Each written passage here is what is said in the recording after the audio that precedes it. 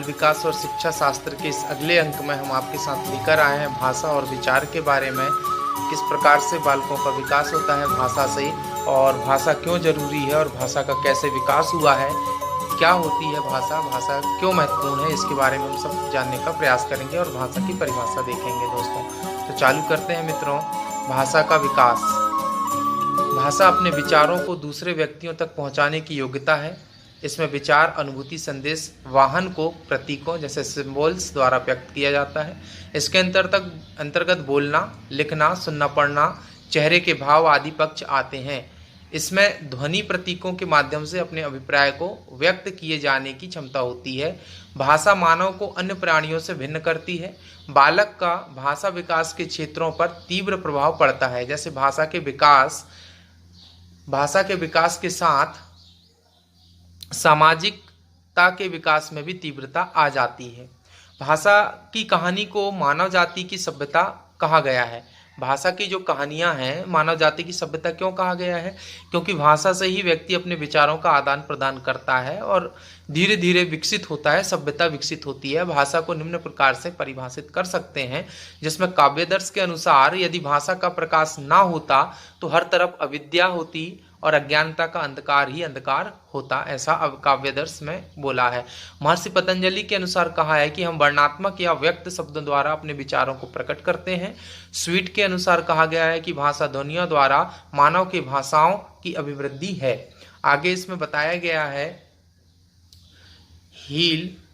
Henry sisal wild के अनुसार और universal dictionary of English language में भाषा की परिभाषा इस प्रकार है कि भाषा ध्वनियों, अंगों द्वारा सार्थक ध्वनि तथा सामान्य वाणी द्वारा उच्चरित ध्वनि, तरंगों से अभिव्यक्त होने वाले संवेग तथा विचार की भाषा है। इसमें उच्चरित भाषा मनुष्य तक सीमित होती है।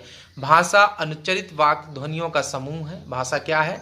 अनुच्चरित जो उच्चारण नहीं होता है उनको वाक् मतलब बोल के ध्वनि के माध्यम से बता सकते हैं, कि जिसके माध्यम से पशु अपनी भावनाओं तथा आवश्यकताओं को व्यक्त कर सकते हैं। भाषा किसी राष्ट्र, समूह, जनजाति, प्रजाति अथवा कबीले द्वारा बोली जाने वाली बोली का विशिष्ट स्वरूप होता है। और भाषा ग्राफिक शैली की अभिवृद्धि करती है, मतलब बढ़ाती है, ग्राफ को बढ़ाती है, शैली को, जिसमें शैली, वाणी, व्यक्तिक शैली, लेखन, भाषण आदि आते हैं। जैसे काव्य की भाषा को हम कह सकते हैं, इसमें अपनी शैलियों को हम बढ़ा सकते हैं, अनेक रूप से हम इसको बढ़ा चढ़ाकर बोल सकते हैं। भाषा किसी विशेष वर्ग अथवा समुदाय द्वारा बोली जाने वाली तकनीकी भाषा का व्यवसाय की भाषा है। जैसे कानून की भाषा, विज्ञापन की भाषा आदि भाषा होती है। भाषा प्रतीकों या मुद्राओं का समूह है जो अर्थ की अभिव्यक्ति करने में प्रयुक्त की जाती है। जैसे फूलों की भाषा, प्रतीकों की भाषा। इन सभी परिभाषाओं से यह स्पष्ट होता है कि प्रतीकों के माध्यम से भाषा की रचना होती है और उसका ध्येय है व्यक्ति को भाव अभिव्यक्ति के लिए सक्षम बनाना, हम एक दूसरे की भावनाओं को पहचान सके।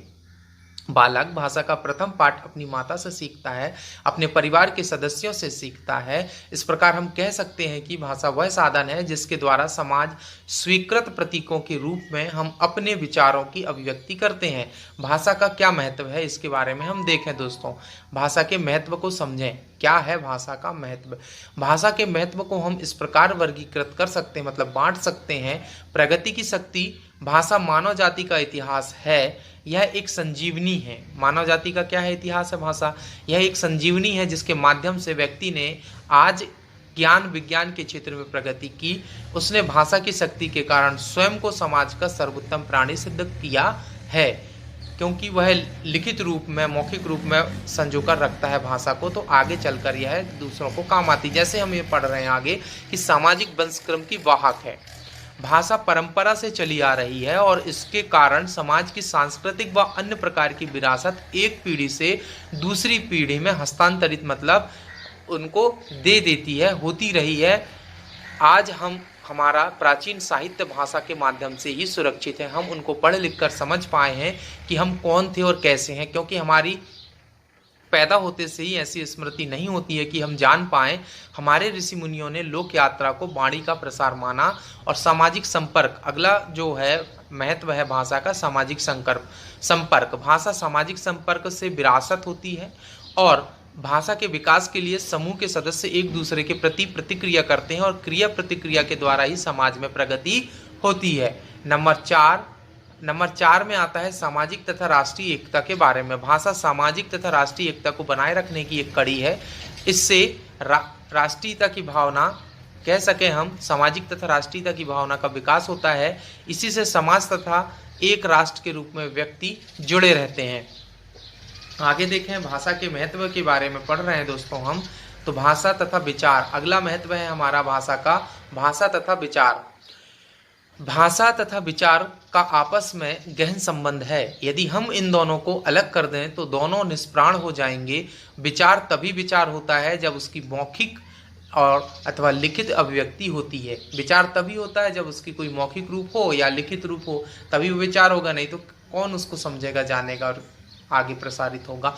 मानव विकास की आधारशिला है भाषा। क्या है? मानव विकास की आधारशिला है। भाषा ने जहाँ समाज तथा राष्ट्र को शक्ति प्रदान की है, वहाँ भाषा ने व्यक्ति को विकास का आधार भी प्रदान किया है। जो व्यक्ति भाषा का संयत, संतुलित एवं प्रभावशाली उपयोग करना जानते हैं, वे अपने जीवन में विकास करते हैं। वे भाषा के माध्यम से अपनी महत्वाकांक्षाओं की पूर्ति करना भली भांति जानते हैं। नंबर 7, संस्कृति का प्रतिबिंब। भाषा क्या है मित्रों? संस्कृति का प्रतिबिंब है। भाषा के माध्यम से ही किसी समुदाय, समाज, राष्ट्र तथा व्यक्ति की सभ्यता तथा संस्कृति प्रतिबिंबित होती है। भाषा के विकास के साथ साथ सभ्यता तथा संस्कृति भी विकसित हुई है। ऐसा हम कह सकते हैं, और है ही ये कि भाषा के विकास के साथ सभ्यता और संस्कृति का विकास हुआ है। और भाषा नहीं होती तो हम अपने बातों, विचारों को किस पर हम प्रसारित करते। अनेक समूहों की भाषा तथा संस्कृति इसके उदाहरण हैं कि लोगों ने अपनी अपनी संस्कृति को अपनी अपनी भाषा में संजोकर रखा हुआ है, जो आज हमको पढ़ने को आता है और विभिन्न संस्कृति को जानने का मौका मिलता है। भाषा साहित्य है। भाषा और साहित्य का आपसी संबंध है। किसी भी साहित्य को उसकी भाषा से आंका जाता है। भाषा ने ही वेद, वेदांत, उपनिषद, काव्य, नाटक, कथा आदि विधाओं में महान ग्रंथ को मानव समाज को दिया है, जिसमें संविधान सबसे महान ग्रंथ आज के वर्तमान समय में है। इस प्रकार कहा जा सकता है कि मानव व्यक्तित्व की शक्तिशालीता भाषा के प्रभावोत्पादक प्रयोग पर ही निर्भर करती है। दोस्तों आगे हम देखें भाषा के प्रकार। भाषा के कौन कौन से प्रकार हो सकते हैं, इसको जानने का हम प्रयास करें। मानव तथा मानव समाज के लिए भाषा का सर्वाधिक महत्व है। भाषा ही मनुष्य को अन्य प्राणियों से भिन्न एवं उच्च बनाती है। भाषा क्या है दोस्तों? मानव तथा मानव समाज के लिए भाषा का सर्वाधिक महत्व यह है कि भाषा ही मनुष्य को अन्य प्राणियों से अलग करती है, क्योंकि वह सोचने, समझने, बोलने और आदि क्षमताओं में निपुण होता है। भाषा मनुष्य तथा अन्य प्राणियों में मुख्य अंतर संस्कृति का भी होता है। पशुओं में संस्कृति का पूर्ण अभाव होता है, मतलब पशुओं में कोई संस्कृति नहीं होती है, तथा मनुष्य समृद्ध संस्कृतियों का स्वामी है। उसकी जो संस्कृति है, धीरे धीरे नए नियमों और कानूनों को वह जोड़ते गया है, पुराने रूढ़ कानूनों को छोड़ते जाता है और अच्छी संस्कृति को स्वीकारते जाता है। जैसे कोरोना काल में हम देखें तो संभवतः लोगों ने अंधविश्वास को छोड़ना चालू किया होगा और वैज्ञानिक दृष्टिकोण अपने मन मस्तिष्क में पैदा करेगा। संस्कृति के विकास एवं संरक्षण में भाषा का सर्वाधिक योगदान है। भाषा के अभाव में संस्कृति असंभव सी जान पड़ती है। सामान्य रूप से केवल बोली जाने वाली बोली को ही भाषा मान लिया जाता है, परंतु यदि वैज्ञानिक का दृष्टिकोण से हम विश्लेषण करें और किया जाए तो भाषा के 3 प्रमुख प्रकार होते हैं, जो इस प्रकार हैं। नंबर 1 हम देखें मौखिक अथवा वाचिक भाषा। ये वैज्ञानिक दृष्टिकोण के अनुसार हम देखें तो कौन सी होती है? मौखिक अथवा वाचिक, मतलब बोलने वाली भाषा। जैसा कि नाम से ही स्पष्ट है कि भाषा एक प्रकार मुंह से बोला जाता है। यह प्रकार किससे बोला जाता है दोस्तों? मुंह से। यह भाषा वाणी द्वारा कार्य करती है। वाचिक भाषा वोकल लैंग्वेज में भावों, विचारों आदि को यह प्रेषित करती है, दूसरों तक पहुंचाती है। संदेश को करने के लिए शब्दों को मुंह द्वारा वाणी में उच्चारित किया जाता है तथा संबंधित व्यक्ति अपने कानों द्वारा शब्दों को ग्रहण करके, मतलब सुन करके उनका भाव समझ लेता है। और यह वाचिक भाषा पर्याप्त विस्तृत होती है तथा इसमें लाखों शब्द होते हैं। प्रत्येक शब्द का अर्थ निश्चित होता है, अतः सब व्यक्ति इसे समझ लेते हैं। इन शब्दों को सब व्यक्ति क्या होते हैं दोस्तों? समझ लेते हैं। नंबर दूसरी जो भाषा आती है लिखित अथवा अंकित भाषा होती है, जिसको भाषा का दूसरा प्रकार होता है लिखित अथवा ग्राफिकल लैंग्वेज। इस प्रकार के अंतर्गत लिखित भाषा जिसको हम ग्राफिकल कहते हैं, इस प्रकार के अंतर्गत उन्हीं शब्दों का निश्चित ढंग से कागज आदि पर अंकित कर दिया जाता है जिन्हें वाणी द्वारा उच्चारित किया जाता है। इन अंकित शब्दों को देखकर संबंधित व्यक्ति भाव क्या होते हैं, समझ लेते हैं। अगली जो भाषा आती है मित्रों, सांकेतिक भाषा होती है जिसको गेस्चरल लैंग्वेज कहते हैं। जैसा कि नाम से स्पष्ट है कि इस भाषा के अंतर्गत भावों का आदान प्रदान कुछ संकेतों द्वारा होता है। ये संकेत विभिन्न भावों के रूप में होते हैं।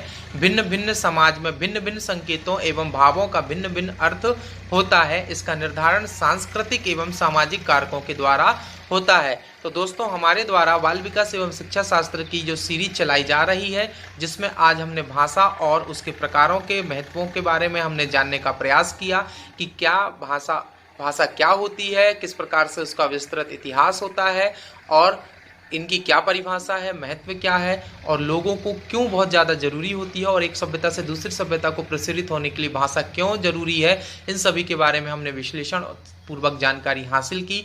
यह मनोवैज्ञानिक रूप से भाषा को समझना हमारा दायित्व है और बालकों के लिए तो अति आवश्यक है। और पेरेंट्स इसको अपने बालकों को दिखाएं, पेरेंट्स खुद समझें भाषा क्या है। और यह जो हमारी मनोवैज्ञानिक सीरीज चलाई जा रही है दोस्तों, हमारे चैनल को लाइक करें, शेयर करें, सब्सक्राइब करें और अंत में आपके अंदर बैठे परमात्मा को प्रणाम करता हूँ। मेरा प्रणाम स्वीकार करें। धन्यवाद।